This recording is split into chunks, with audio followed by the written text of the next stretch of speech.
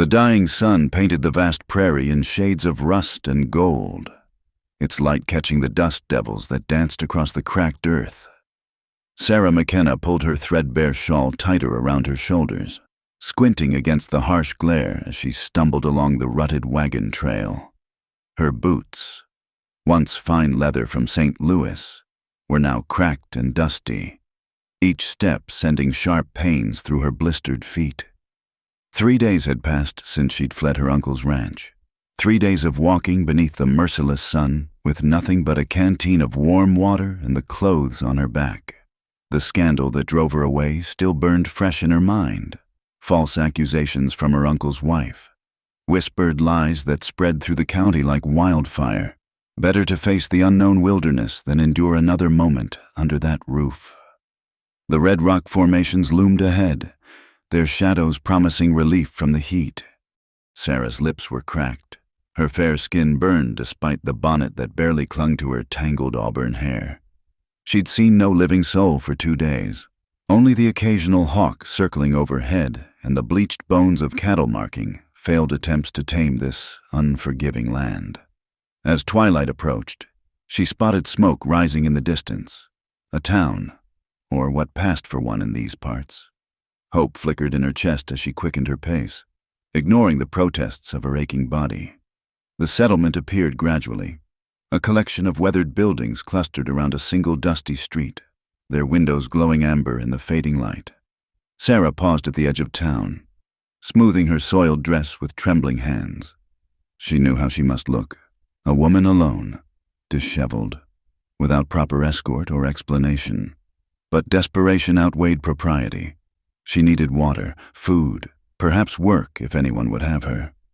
The first person she encountered was an elderly woman sweeping the steps of what appeared to be a boarding house.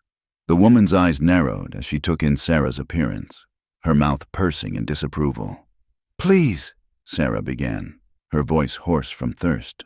"I'm looking for work, or just a meal. I can cook, clean, mend." "We don't need your kind here," the woman interrupted, her broom stilling. "Best move along." Sarah's cheeks burned with shame as she continued down the street. At the general store, the proprietor took one look at her and shook his head before she could speak. The pattern repeated at the saloon, the telegraph office, even the small church at the end of the street where the minister's wife closed the door in her face.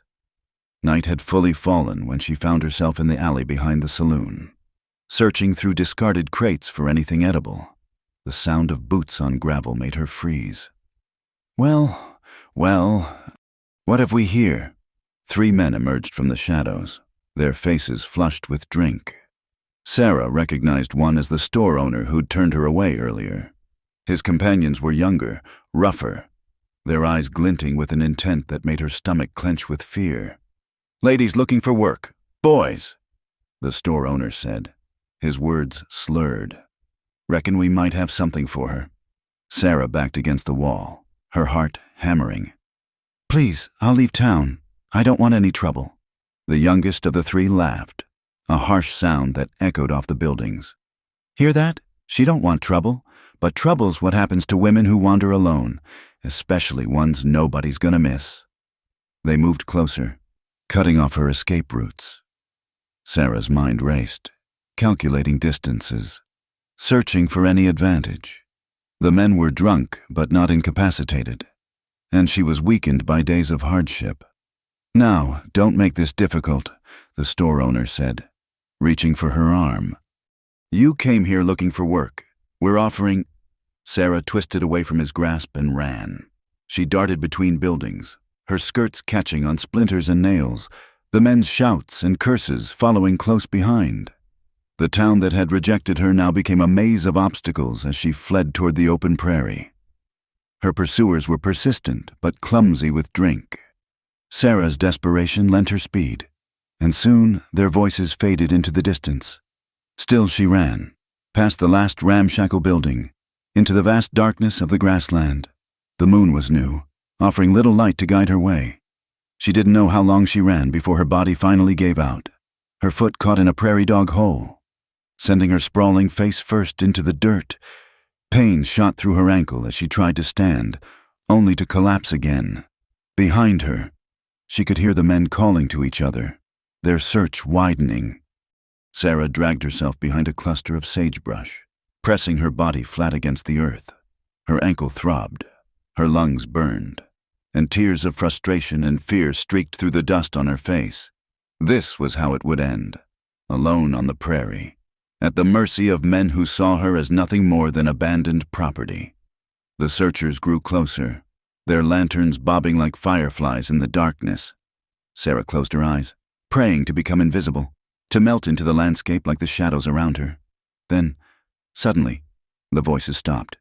The lights wavered, retreated, and faded back toward town. Sarah remained motionless, afraid to believe they'd given up.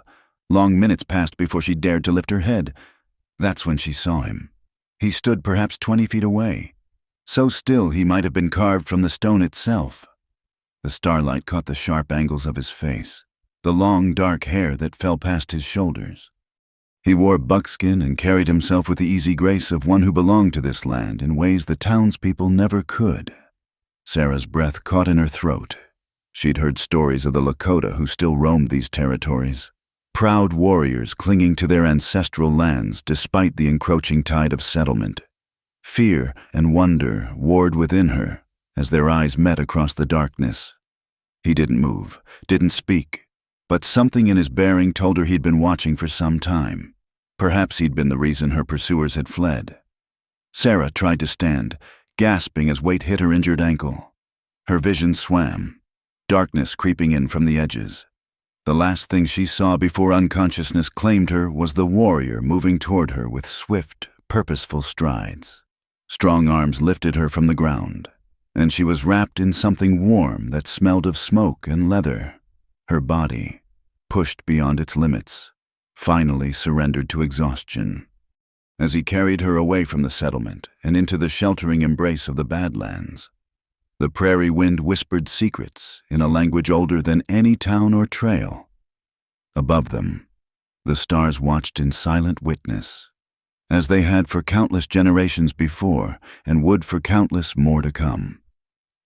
Sarah woke to the sound of water trickling over stones and the smell of burning sage.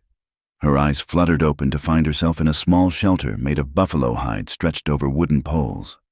Soft morning light filtered through the entrance, revealing her surroundings. A temporary camp nestled in a hidden valley between towering red rocks. Panic seized her as memory returned. She tried to sit up, only to gasp at the sharp pain in her ankle. Looking down, she saw it had been wrapped in strips of soft leather, medicinal herbs peeking out from beneath the binding. Her torn dress had been covered with a blanket woven in patterns she didn't recognize. Movement at the entrance made her shrink back against the buffalo robe beneath her. The Lakota warrior entered, carrying a wooden bowl. In daylight, she could see him more clearly, perhaps 30 winters old, with intelligent dark eyes and a face marked by both strength and sorrow. He wore simple buckskins and moved with quiet efficiency. Sarah's heart raced as he approached. She pressed herself further into the furs, her voice barely a whisper. "Please, I'm pure." He stopped, studying her with an expression she couldn't read. Then, without speaking, he set the bowl beside her and stepped back. Steam rose from the liquid within, some kind of broth that made her stomach clench with hunger despite her fear. The warrior gestured toward the bowl. Then to her, the meaning clear, when she didn't move. He sighed and crouched at a respectful distance, demonstrating the act of drinking. His movements were patient, careful, as one might act around a wounded animal. Sarah's thirst won over fear. She reached for the bowl with trembling hands, bringing it to her cracked lips. The broth was rich and warming, flavored with herbs she couldn't identify. As she drank, the warrior busied himself with tending the small fire at the shelter's center, his back politely turned. "Thank you," she whispered when the bowl was empty. He glanced over his shoulder, something almost like surprise flickering across his features. Perhaps he hadn't expected her to speak to him at all. He took the empty bowl and refilled it from a pot near the fire. As the morning progressed, Sarah watched him work. He was methodical in his movements, checking her ankles wrapping, preparing more medicinal tea, maintaining the camp with practiced ease.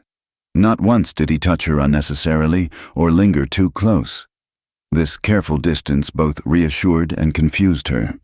When the sun reached its peak, he brought her a piece of dried meat and some flat bread. Sarah ate slowly, her mind racing. Why had he helped her?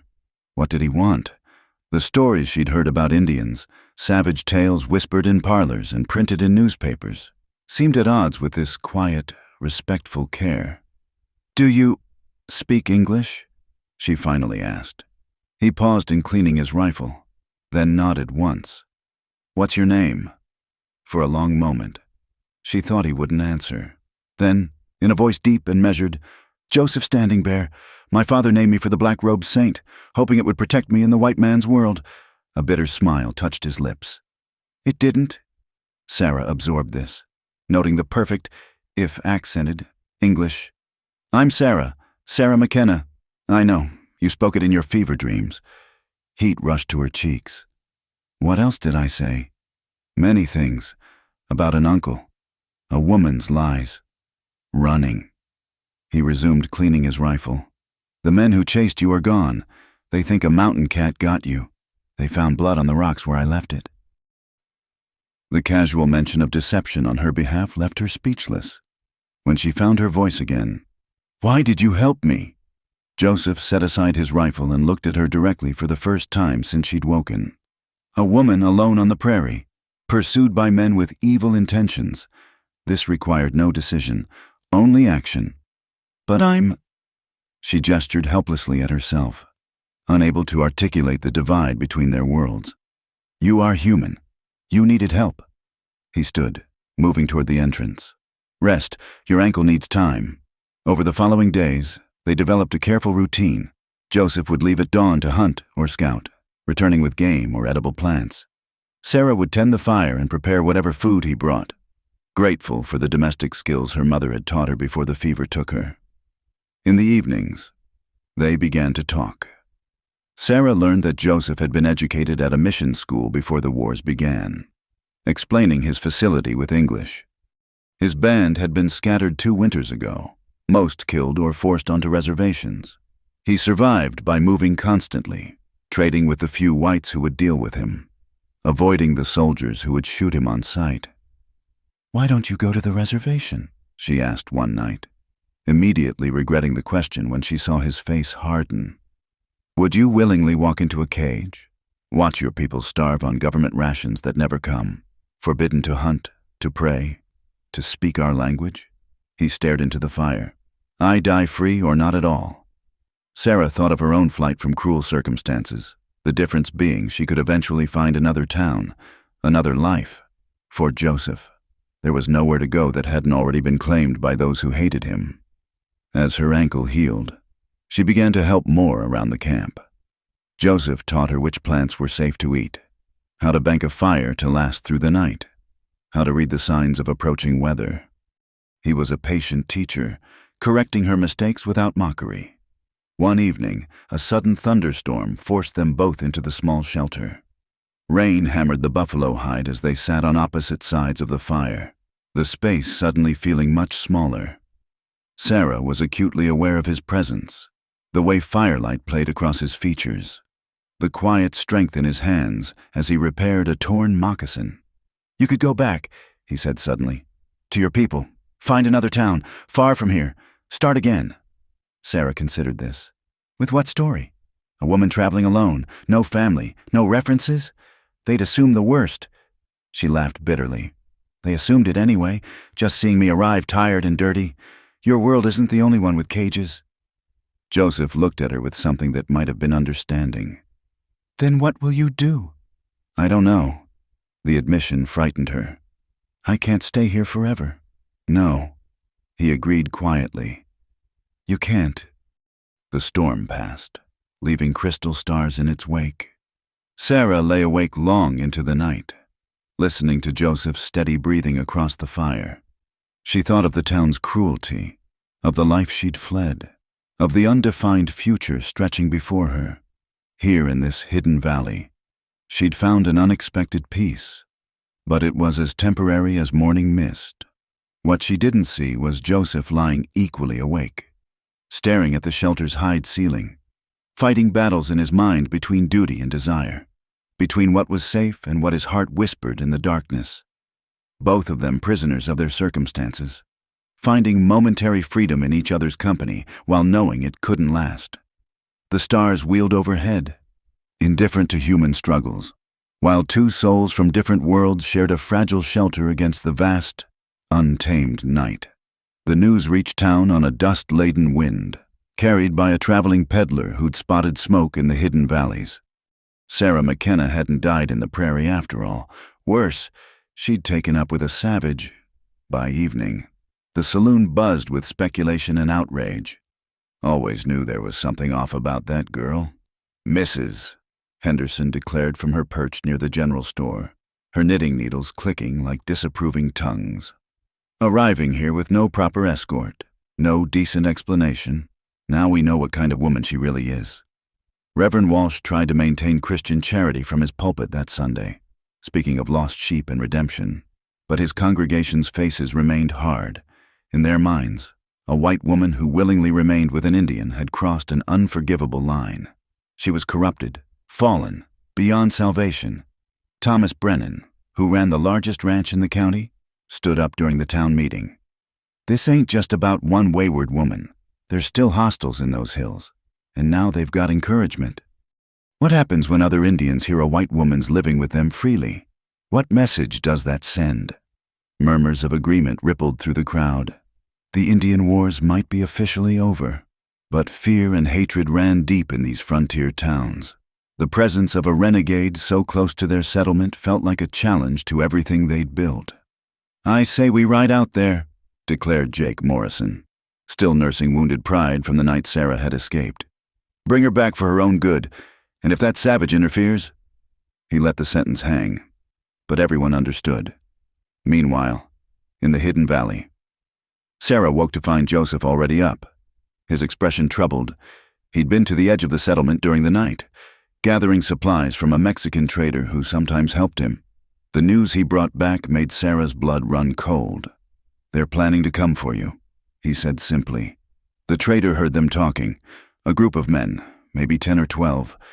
"They speak of rescuing you, but..." His jaw tightened. "Their intentions are not pure." Sarah felt the fragile peace of the past 2 weeks shatter. "When?" "Soon, perhaps tomorrow. Maybe the day after." They spent the morning preparing to leave, but Sarah's ankle, though improved, still couldn't bear the hard travel that escape would require. Joseph worked silently, packing only essentials, his movements efficient but tense. "You should go," Sarah said as he secured supplies to a travois. "Leave me here. They want me, not you. If you're gone when they arrive..." Joseph's look silenced her. "They would not be gentle with you, even if I vanished like smoke. You know this." She did know. The memory of that night in town, the hungry eyes and reaching hands, made her shudder. "Then what do we do?" "I teach you to survive," he said, "whatever comes." The rest of that day became an intensive lesson. Joseph showed her how to load and fire his old Henry rifle, how to move silently through brush, where to strike a man to disable him quickest. Sarah's hands shook as she handled the weapons, but her determination was fierce. She would not be helpless again. He taught her to find water by watching birds at dawn, to recognize the plants that would sustain life and those that would end it. He showed her how to make fire without matches, how to construct simple snares, how to read the sky for weather changes. "Why are you teaching me all this?" she asked as twilight painted the valley purple. Joseph was quiet for a long moment, carving arrows by the fire. "My people have a saying, the warrior who teaches his enemy to fight prepares his own defeat. But you are not my enemy. Sarah McKenna. And I think..." He paused, choosing words carefully. "I think you may need these skills long after I am gone." That night, the coyotes seemed to howl closer than usual. Sarah lay awake, the rifle Joseph had given her close at hand, across the fire. She could see he wasn't sleeping either. The space between them felt charged with unspoken words, with possibilities that their worlds would never allow. "Joseph," she whispered. "Sleep," he replied softly. "Tomorrow will be difficult enough." But sleep wouldn't come. Sarah found herself studying his profile in the dying firelight, memorizing the strong lines of his face, the way his hand rested always ready on his knife. When had this careful respect become something deeper? When had gratitude transformed into a longing she dared not name? The next morning brought riders on the horizon. Joseph spotted them first, his body tensing like a drawn bow. 8 men, he reported from his vantage point. "Armed, they're following our trail." Sarah's mouth went dry. "How long?" 2 hours, maybe less." They worked quickly to obscure signs of their camp, Joseph showing her how to brush away tracks and scatter fire remains. But he knew, and she could see he knew, that experienced trackers wouldn't be fooled for long. "There's a place," he said, pointing to a narrow canyon that cut deep into the red rocks. "Defensible. Water.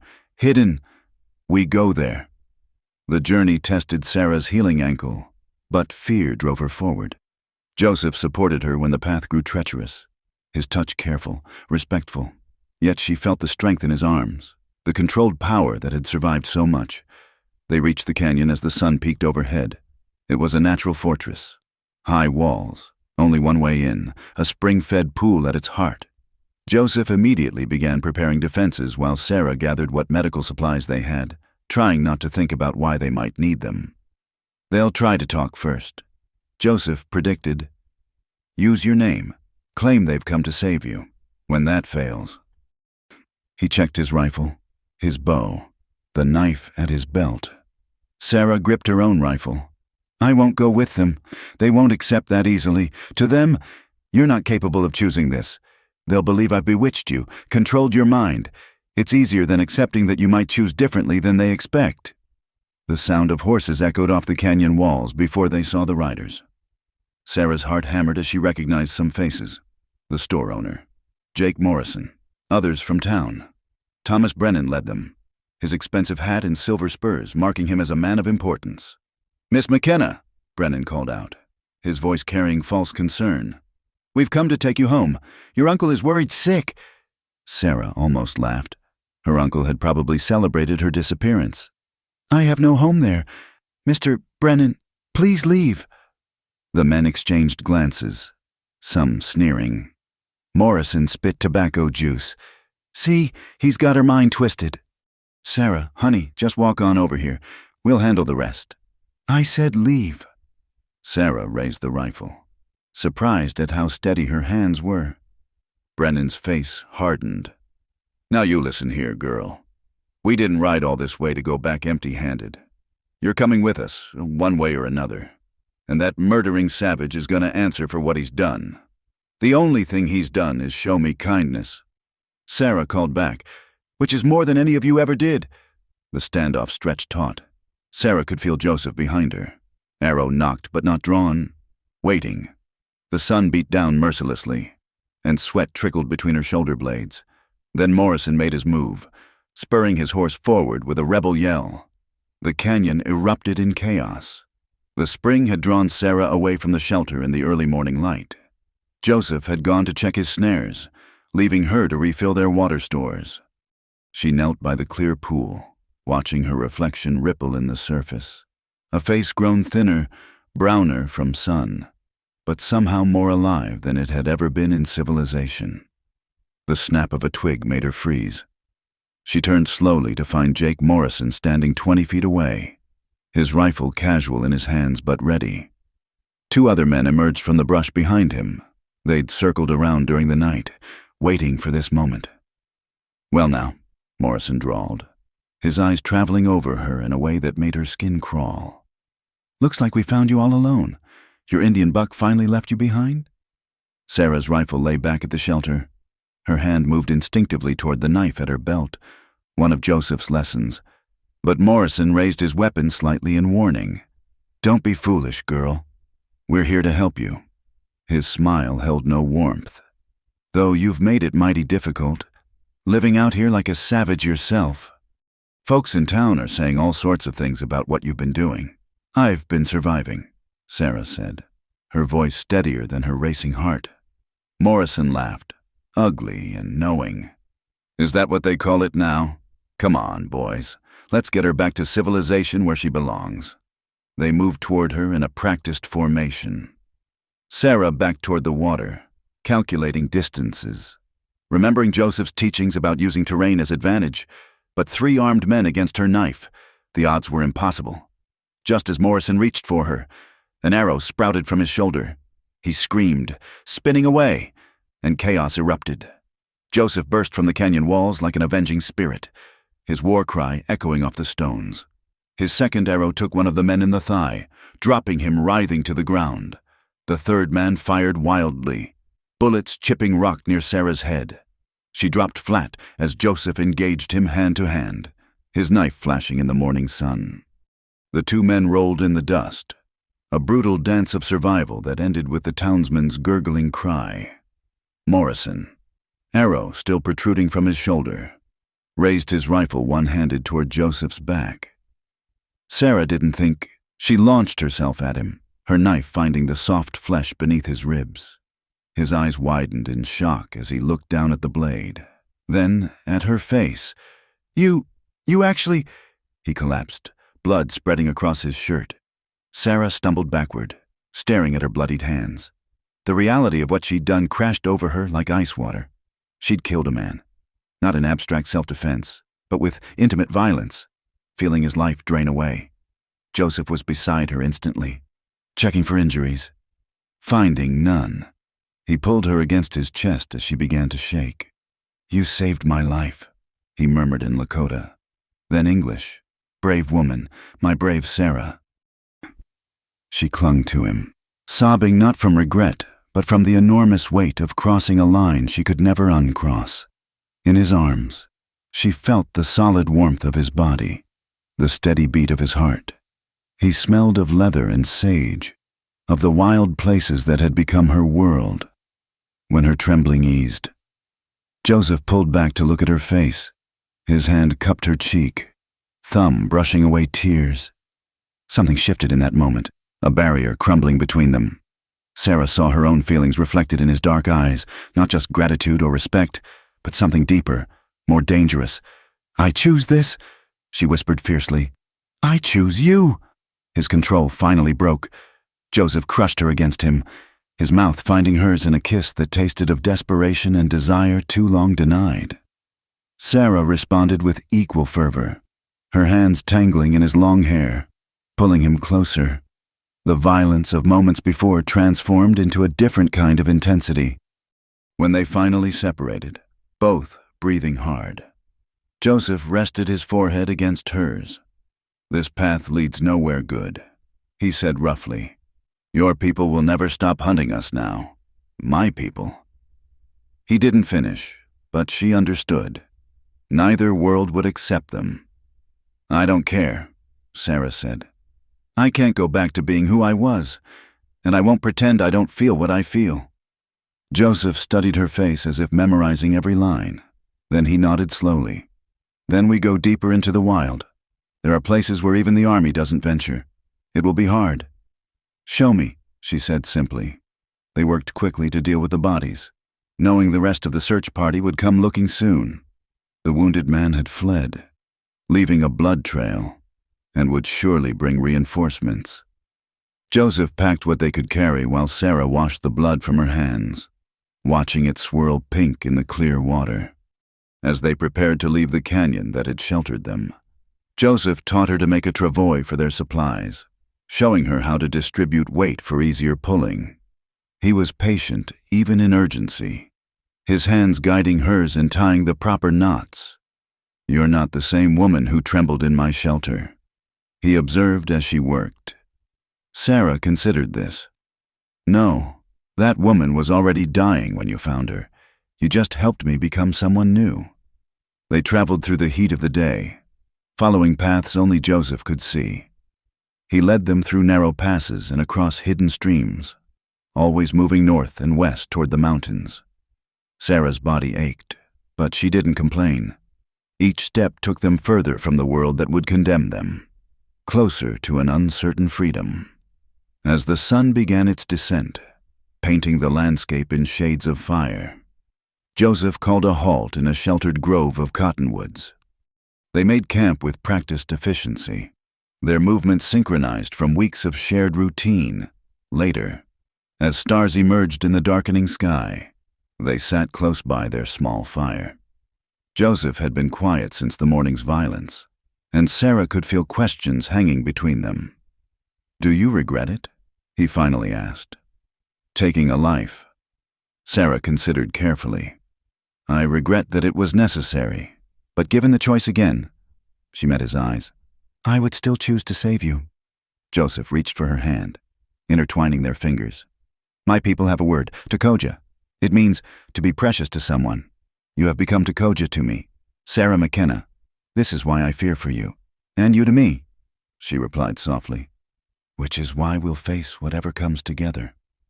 That night, they lay side by side beneath the vast prairie sky, hands clasped between them like a promise. The stars wheeled overhead, ancient and indifferent, while below them 2 souls from different worlds carved out a small space where they simply existed as man and woman, finding in each other what their separate societies had denied them: acceptance, understanding, and the dangerous bloom of love. The sandstorm came with little warning. Joseph had been watching the horizon uneasily all morning, noting the strange yellow tinge to the air, the way the birds had gone silent. By the time the wall of dust became visible, they had minutes to find shelter. "There!" He pointed to a cluster of rocks where erosion had carved out a shallow cave.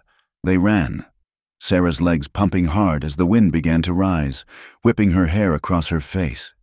The first stinging particles hit just as they dove into the shelter. Joseph immediately set about securing their position, using the buffalo hide from their pack to create a barrier across the entrance. The wind howled like a living thing, trying to tear the hide from his hands. Sarah helped him weight it down with stones, their bodies pressed together in the small space as they worked. When the makeshift door was secure, they retreated deeper into the cave. The space was barely large enough for them both, forcing them to sit pressed against each other in the darkness. Outside, the storm raged, sand seeping through every tiny gap in their barrier. Sarah coughed, pulling her shawl over her nose and mouth. In the dim light filtering through the hide, she could see Joseph doing the same with his neckerchief. The cave felt like it was shrinking with each passing moment, the walls pressing closer. "How long will it last?" she asked, her voice muffled. "Hours, maybe until nightfall." Joseph shifted, trying to give her more room in the cramped space. "These storms, they come with the season. We're safe here." Safe. The word seemed inadequate for their situation, huddled in a cave barely bigger than a grave, fleeing from men who would see them both dead, choosing a path that led only to more hiding, more running, yet somehow pressed against Joseph's solid warmth. Sarah did feel safe. Time crawled in the darkness. They shared water sparingly, ate dried meat in silence. The constant howl of wind and scratch of sand against stone created a strange isolation, as if the rest of the world had been scoured away, leaving only this small pocket of existence. "Tell me about your family," Sarah said, needing to fill the oppressive silence. "Before." Joseph was quiet so long she thought he wouldn't answer. When he spoke, his voice carried the weight of memory. "My father was a peace chief. He believed we could live alongside the whites, that treaties would be honored. My mother," a soft smile touched his voice. "She was the daughter of a French trader, hair like copper in sunlight, they said. Perhaps that's why He didn't finish, but his hand found hers in the darkness. "I had 2 younger sisters," he continued, singing bird and small dove. "They would have loved you, always curious about white women's ways, asking the missionaries endless questions." His voice grew rougher. "They died in the winter camps. After the soldiers drove us from our hunting grounds, no food, no medicine, just government promises that turned to ash." Sarah squeezed his hand, feeling the old pain in his words. "I'm sorry." Your turn, he said, clearly needing to shift away from those memories. What brought Sarah McKenna to the frontier? So she told him about her parents' death from fever when she was 16, how her father's brother had taken her in grudgingly, about his wife's jealousy and false accusations, the whispers that followed her everywhere in their small Missouri town until flight seemed the only option. I thought the West would be different, she said bitterly. A place to start fresh, but people are the same everywhere, aren't they? Quick to judge, slow to show mercy. Not all people, Joseph said softly. The storm's intensity seemed to increase, and with it, the temperature dropped. Sarah shivered despite the warmth of Joseph's body beside her. He noticed immediately, pulling her closer, wrapping them both in the single blanket from their pack, in the forced intimacy of their shelter. Every breath was shared, every heartbeat felt. Sarah became acutely aware of Joseph's hand resting on her waist, of the rise and fall of his chest against her back. The darkness somehow made it easier to voice what daylight made difficult. Joseph, she whispered, what are we doing? Where can this lead? His arms tightened around her. I don't know. I only know that when I saw you that night, broken and running, something in me recognized something in you. Two spirits driven to the margins, maybe finding in each other what the world denies us. Sarah turned in his arms, though she could barely see his face in the darkness. Is that enough? Can that be enough? Instead of answering with words, Joseph found her lips with his. This kiss was different from their first. Slower, deeper, touched with the desperation of two people who knew their time was borrowed. Sarah's hands traced the planes of his face, memorizing by touch what sight couldn't provide. When they parted, she whispered against his mouth, Please, I'm pure. She felt him stiffen slightly, mistaking her meaning. Sarah, I would never. No, she interrupted, pressing closer. That's not what I mean, I've never, with anyone, but I want, with you, I want. Understanding dawned. Joseph cradled her face in his hands, his voice rough with emotion. Are you certain? Here, like this? Where else? She asked with a shaky laugh. In what church would they bless us? In what town would they let us be? The storm howled its agreement, sealing them away from a world that would condemn their union. In the darkness of their small shelter, they came together with a desperate tenderness, each touch a promise, each whispered endearment a defiance of the forces that would keep them apart. Later, wrapped in each other in the single blanket, they listened as the storm began to abate. Sarah traced lazy patterns on Joseph's chest, feeling more complete than she ever had in her properly corseted life. What happens when we leave here? She asked. Joseph pressed a kiss to her hair. We go deeper into the mountains. I know places where the old ways still exist, where mixed-blood children play without shame, where survival matters more than skin color. Children, Sarah repeated softly, the word carrying new weight. Would that frighten you, bringing life into this uncertain world? She considered. Everything about this frightens me, but fear seems a small price for feeling alive. As the wind finally died and stars became visible through gaps in their barrier, they prepared to face the transformed landscape outside. The storm had passed, leaving behind a world scoured clean, ready for new beginnings. Sarah thought it fitting. She too had been transformed, refined by circumstances into someone harder but somehow more herself. They emerged from the cave hand in hand, looking out over moonlit dunes that hadn't existed hours before. The familiar landmarks were gone, buried beneath tons of sand, forcing them to navigate by stars alone. The storm wiped away our tracks, Joseph observed with satisfaction, a gift from the spirits. As they set off into the silver-washed night, Sarah felt the soreness in her body from their lovemaking, the grit of sand still in her hair, the uncertainty of tomorrow pressing close. Yet she also felt Joseph's hand warm in hers, the memory of whispered promises in the dark, and the fierce joy of choosing her own path regardless of consequence. Behind them, the cave that had sheltered their transformation stood empty, just another shadow in a landscape of shadows. But what had happened within its walls had changed everything, binding them together with something stronger than law or custom. The choice of two free souls to face an uncertain future as one. The hunting party appeared on the ridge at dawn, their silhouettes dark against the blood-red sky. Sarah counted 15 men, maybe 20 more than double the first group. Through Joseph's field glasses, she recognized Thomas Brennan at the lead, his face set with grim determination. Beside him rode a man in cavalry uniform. They'd brought military support. "They found Tomas," Joseph said quietly, referring to the Mexican trader who'd helped them. He must have told them about the northern passages. They'd made good progress in the week since the sandstorm, reaching the foothills of the mountains. But their pursuers had horses, supplies, and the relentless energy of righteous anger. The distance that had seemed safe yesterday now looked impossibly small. Joseph studied the terrain with a warrior's eye. There's a box canyon 2 miles north, ancient Pueblo ruins, defensible. We make our stand there. "Our stand?" Sarah's throat tightened. "Joseph, there are too many." His hand found hers. "Running is finished. They have horses. We don't. Better to choose our ground than be run down like animals." They moved quickly but carefully, using every fold of land as cover. Behind them, the dust cloud of their pursuers grew steadily larger. Sarah's heart hammered as they climbed, her rifle heavy in her hands. The ammunition Joseph had traded for wouldn't last long against so many. The canyon appeared like a gift from the ancient ones. Narrow entrance, high walls, crumbling stone structures that offered cover. At its heart stood the remains of a kiva, its ceremonial chamber partially intact.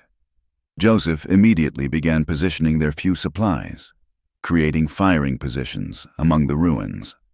"The old ones made their last stand here too," he said, running his hand along the soot-blackened stones. "Against Spanish, against other tribes, these walls have seen blood before." Sarah helped him pile stones to create better cover, her hands soon raw and bleeding. As she worked, she found herself praying, not the formal prayers of her childhood, but wordless pleas to whatever spirits watched over this ancient place. The sun had climbed to mid-morning when the first riders appeared at the canyon mouth. They'd left their horses below, approaching on foot with military precision. Brennan's voice echoed off the walls. "Miss McKenna, this is your last chance. Come out peacefully and you'll be treated with dignity. Force us to come in, and I can't guarantee your safety." Sarah looked at Joseph, who crouched beside her with bow ready. His face was calm, already accepting whatever came. "You could still go," he whispered. "Tell them I forced you, that you are my captive. They might believe." She silenced him with a fierce kiss. "We've moved past noble sacrifices, my love. I stand where I choose to stand." Her answer to Brennan was a rifle shot that chipped stone near his head. The men below scrambled for cover, shouting curses. The battle began in earnest then. Gunfire cracked across the morning air, echoing in the confined space until it sounded like thunder. Joseph's arrows found targets with deadly silence between the gunshots. 2 men fell clutching their throats before the others learned to fear the gaps in their cover. Sarah fired steadily, Joseph's training serving her well. She didn't think about the men falling to her bullets. Couldn't afford to. There was only the rhythm of load, aim, fire, duck. Beside her, Joseph moved like smoke, appearing at different positions to make their defense seem larger than it was. But mathematics was against them. For every man that fell, 2 more seemed to take his place. Their ammunition dwindled as the sun climbed higher. A bullet grazed Sarah's shoulder, tearing fabric and flesh. She gasped, but kept firing. "Save your bullets," Joseph instructed, pressing cloth against her wound. "Make them come close." The assault intensified. Men tried rushing the ruins from multiple angles. Joseph met them with knife and war club, fighting with the fury of his ancestors. Sarah watched him battle 3 men at once, his body a blur of deadly grace, and knew she was seeing him as he was meant to be, a warrior defending what he loved. Then she saw the cavalry soldier circling behind, rifle raised toward Joseph's exposed back. Time slowed. Sarah swung her own weapon, her shot taking the soldier's center mass. He crumpled, but not before his own bullet flew. Joseph grunted, stumbling. Red bloomed across his side. "No!" Sarah caught him as he fell, dragging him behind the partial wall of the kiva. His breathing came harsh and wet. She pressed her hands against the wound, feeling hot blood seep between her fingers. "Can't stop it," he gasped. "Too deep." "Don't you dare," she sobbed, tearing at her petticoat for bandages. "You don't get to leave me now." The firing had stopped. In the sudden quiet, Brennan called out, "It's over, Miss McKenna. Your savage is done for. Come out now, and Dr. Morrison will tend your wounds. This doesn't have to end with more death."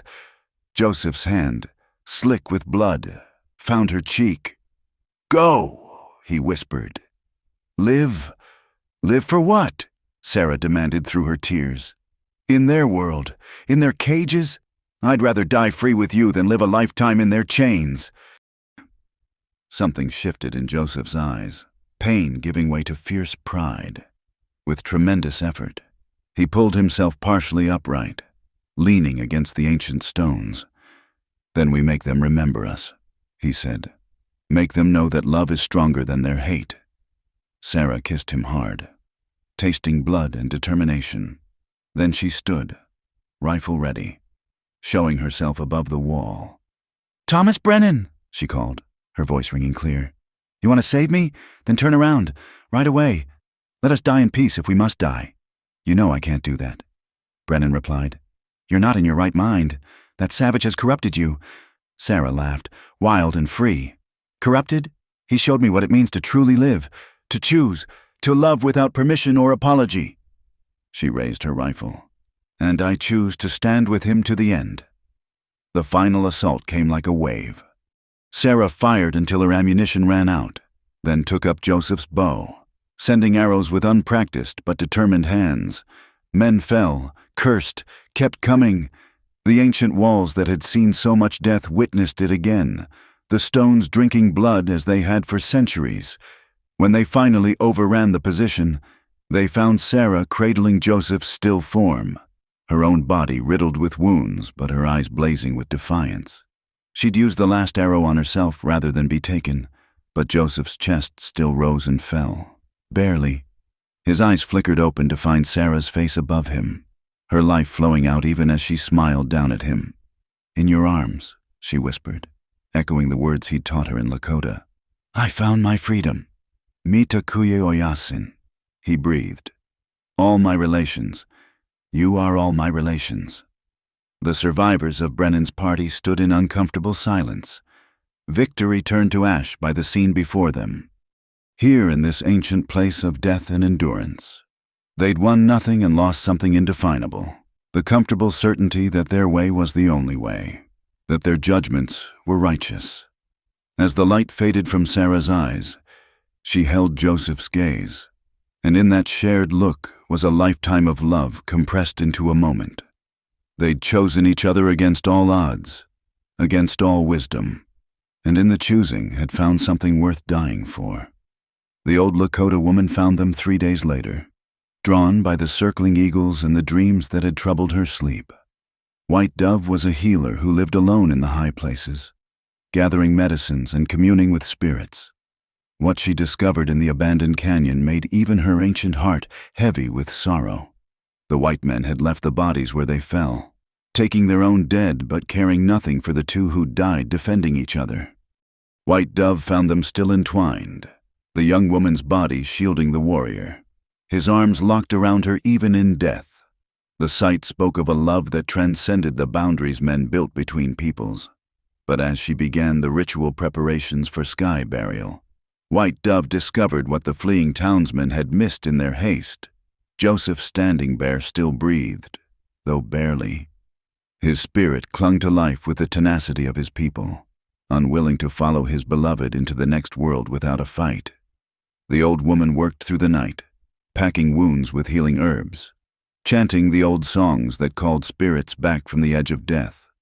She built a travois and, with strength that belied her years, dragged both bodies to her hidden dwelling high in the mountains. For 7 days and nights, Joseph hovered between worlds. White Dove saw him walking the spirit trail, following a flame-haired woman who beckoned him onward.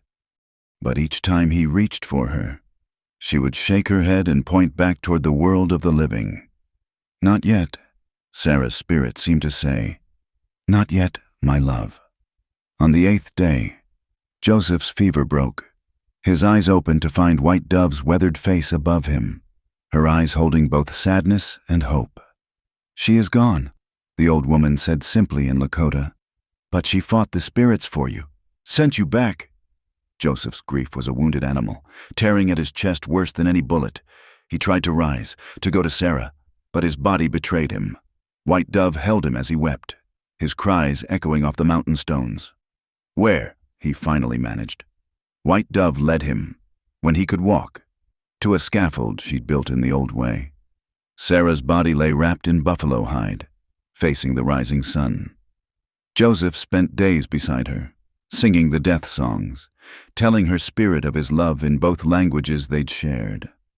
Winter came early to the mountains that year.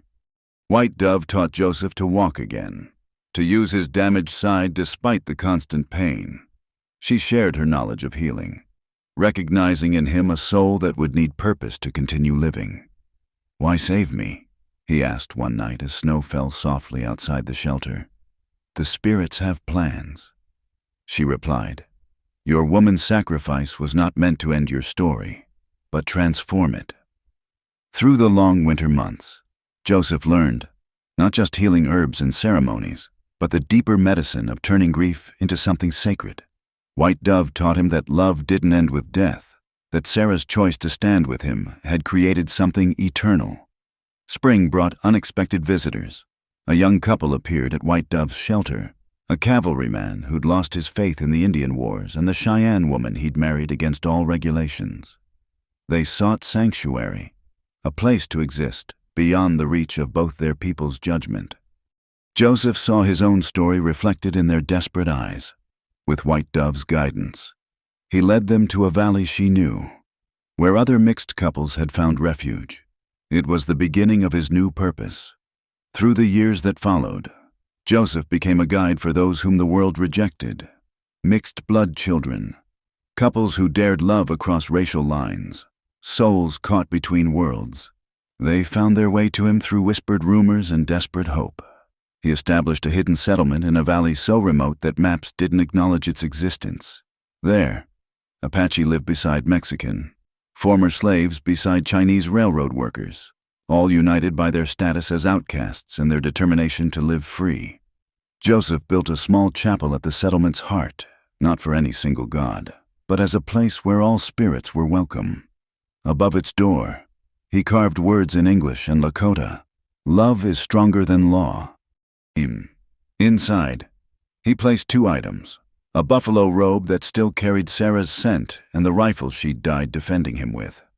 Visitors often found him there at dawn, speaking quietly to the shadows, sharing the day's plans with a presence only he could feel. The settlement grew into a community of the dispossessed. Joseph taught the children mixed blood kids who belonged nowhere else to read and write in multiple languages, to hunt and farm, to defend themselves while seeking peace. He became the father and protector many had never known. Years passed. Joseph's hair grew white, his movements slower but still purposeful. The woman who'd transformed his life was never far from his thoughts. He'd catch glimpses of flame-colored hair in autumn leaves, hear her laugh in mountain streams, feel her presence strongest when he helped another desperate couple find sanctuary. One winter evening, a granddaughter of one of the first couples he'd helped asked him about the chapel's artifacts. Joseph told her the story, leaving nothing out: the violence and tenderness, the choices and consequences, the love that had defied 2 worlds' hatred. "Was it worth it?" the child asked with innocent directness. "Losing her?" Joseph considered the question, looking around at the thriving community, the mixed children playing without shame, the couples who walked hand in hand without fear. All of it born from Sarah's refusal to be less than herself, from her choice to love without permission. "She's not lost," he said finally. "She's in every free choice made here, every boundary crossed, every heart that refuses to hate. We had so little time together in body, but what we built with our love." He gestured to the life teeming around them. This is her monument. This is our victory. That night, Joseph dreamed again of the spirit trail. But this time, Sarah didn't send him back. She took his hand, young and whole again, her eyes shining with the fierce joy he remembered. I kept my promise, he told her. I made our love mean something. I know, she said, pulling him close. I've been watching. Now come. There are no boundaries where we're going. They found Joseph the next morning in the chapel, a peaceful smile on his weathered face, one hand resting on the buffalo robe. The settlement mourned, but also celebrated. Their founder had finally rejoined his beloved. The community thrived for generations, a hidden testament to love's power over prejudice. And sometimes, on nights when the moon was dark and stars wheeled overhead, visitors to the chapel swore they could hear two voices singing in harmony, one in English, one in Lakota, songs of love that conquered death itself. The autumn of 1901 found Elizabeth Morrison standing at the edge of the abandoned canyon, her silver hair catching the late afternoon light. 40 years had passed since the day her husband Jake had ridden out with Thomas Brennan's party, never to return. The years had softened her bitterness into something resembling understanding, and age had given her the courage to seek answers. She'd hired a Pawnee guide to bring her here, to this place of old violence where the story of Sarah McKenna and her Lakota warrior had ended, or so everyone believed. The guide waited with the horses, understanding that some journeys must be completed alone. The canyon looked smaller than the legend suggested. Desert flowers grew from cracks in the ancient Pueblo walls, and a family of swallows had built nests in the ceremonial chamber. Elizabeth climbed carefully among the ruins, her arthritic hands gripping the warm stone, near what had been the Kiva's heart. She found what she'd come seeking: scattered brass cartridges, green with age, and arrow points embedded in wooden beams, the evidence of that final battle. But as she searched, her fingers found something else carved into the stone, letters worn but still readable: SM plus JSB. Free at last. You're looking for their story. The voice made Elizabeth start. A woman emerged from the shadows of the ruins, perhaps 60 years old, with skin the color of weathered copper and eyes that held depths of knowing. She wore a mixture of traditional dress and frontier clothing, marking her as one who walked between worlds. I'm Mary Standing Bear, the woman said simply. Joseph was my adopted father. You're Jake Morrison's widow. Elizabeth nodded, suddenly ashamed. I needed to know. The stories they told back in town never seemed complete. My husband came home changed, wouldn't speak of what happened here, drank himself to death within the year. Mary studied her for a long moment, then gestured to a flat stone. Sit. I'll tell you what the town doesn't know. As the sun painted the canyon walls red, Mary spoke of Joseph's survival, of the hidden settlement, of lives saved and love that transcended death. Elizabeth listened with tears streaming down her weathered cheeks, understanding finally why her husband had found no peace after his return. He lived, Elizabeth whispered. They said he died with her. His body lived. But yes, in a way. Joseph Standing Bear died that day with Sarah McKenna. What rose from these ashes was something else, a bridge between worlds, a keeper of sanctuary for the lost. Mary pulled a worn photograph from her pouch. This was taken 10 years ago, before he passed. The image showed an elderly native man surrounded by children of every shade and heritage, his eyes carrying both immense sadness and profound peace. In the background stood a simple chapel. He saved hundreds over the years. Mary continued. Couples like them. Children no one wanted. Families torn between two worlds. My own parents found refuge there, a Chinese railroad worker and a freed slave woman. No other place would have them. Elizabeth touched the photograph with trembling fingers. And Sarah? Where did they? Come, I'll show you. Mary led her from the canyon as twilight gathered. They rode for an hour into the mountains, following paths that seemed to exist more in memory than reality. Finally, they reached a high meadow where aspens grew in a perfect circle, their leaves whispering secrets in the evening breeze. In the circle's heart stood two markers, Not crosses or traditional scaffolds, but simple stones carved with intertwined symbols from two cultures. Wild flowers grew thick around them, and the very air seemed to hold a presence both peaceful and powerful.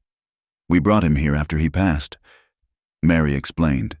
"The settlement voted to unite them in death as they couldn't be in life. Some say it's just sentiment, but—" She paused, looking at the aspens. "This grove wasn't here before. It grew after we laid him beside her. Make of that what you will." Elizabeth knelt between the graves, her hands pressed to the earth. "Forgive us," she whispered. "Forgive our fear, our hatred, our blindness. You loved, simply loved, and we called it sin." The wind picked up, stirring the aspen leaves into a sound like distant singing. For a moment, Elizabeth could swear she heard two voices in harmony, one low and masculine, one clear and feminine, singing words she didn't understand but whose meaning pierced her heart. "The settlement still exists," Mary said quietly. "Hidden, protected. But there, Joseph's legacy lives on in every child who grows up free of shame for their mixed blood, every couple who finds sanctuary to love as they choose. Would you like to see it?" Elizabeth rose slowly, decision crystallizing in her aged face. "Yes, and I have money. My husband left me wealthy, and I have no children. If Joseph's settlement needs support—" Mary smiled, the expression transforming her stoic features. "He would have liked that." "Sarah, too. They believed the only victory over hate was to build something better." They rode through the night, Elizabeth's Pawnee guide joining them with silent acceptance. As dawn broke, they crested a ridge to reveal a valley hidden in the mountain's embrace. Below lay a thriving community. Adobe and log buildings arranged around a central plaza, gardens heavy with harvest, children playing in the early light. The chapel stood where Mary had described, its door open to all. Elizabeth entered to find it simple but beautiful. Sunlight streaming through windows made of bottles in every color. The buffalo robe and rifle rested in places of honor, and fresh flowers, wild roses, lay before them. "Who brings the flowers?" Elizabeth asked. "Everyone, anyone. The children believe Sarah and Joseph's spirits bless unions made here. We've had hundreds of weddings in this chapel, black and white, Indian and Mexican, Chinese and Irish, every combination the outside world forbids." Elizabeth touched the buffalo robe reverently. "My husband was wrong. They weren't corrupted. They were purified, burned clean of everything but love." She stayed in the valley for a month, learning the truth of the stories she'd only known from one side. She met couples who'd fled lynch mobs and reservation police alike, children who would have been taken to boarding schools or worse, families that existed nowhere else but here. When she finally returned to the outside world, Elizabeth Morrison became a different kind of widow. She sold her property and used the funds to secretly support the hidden settlement. She told Sarah's story to those she trusted, changing hearts one at a time, and when she died 5 years later, her will shocked the town. Everything left to the children of nowhere, with instructions that led Mary Standing Bear to collect the inheritance for the settlement. They buried Elizabeth in the aspen grove, near but not between the two lovers. The trees accepted her, spreading their circle wider, their leaves continuing their eternal whisper of secrets. Visitors sometimes reported seeing 3 spirits walking together in the twilight, a flame-haired woman, a long-haired warrior, and a silver-haired lady, all young again, all finally free. The settlement thrived through the decades that followed, adapting to changing times while holding to Joseph and Sarah's vision. It became a station on underground railroads of various kinds, a sanctuary for love that dared not speak its name, a place where human hearts mattered more than human laws. And still, on certain nights when the moon is dark and stars wheel overhead in their ancient patterns, you can stand in that aspen grove and hear them singing, voices beyond death, beyond division, beyond the small prejudices that separate soul from soul. They sing of love that conquered empires of hate, of choices that created worlds, of 2 people who refused to be less than themselves and in doing so became eternal. The wind carries their song across the mountains and prairies, through the centuries and seasons, whispering to every heart that has ever loved without permission. You are not alone. Love is stronger than law. And sometimes, just sometimes, it's stronger than death itself. Thank you, dear listeners, for joining me on this journey through a tale of forbidden love in the Wild West. I'd love to hear where in the world you're listening to this story. Please share your location in the comments below so we can connect across the miles. If this story touched your heart, please subscribe to From Wild West channel and share your thoughts. What did Sarah and Joseph's love mean to you? Your stories and reflections make our community richer. Until next time, may you always choose love over fear.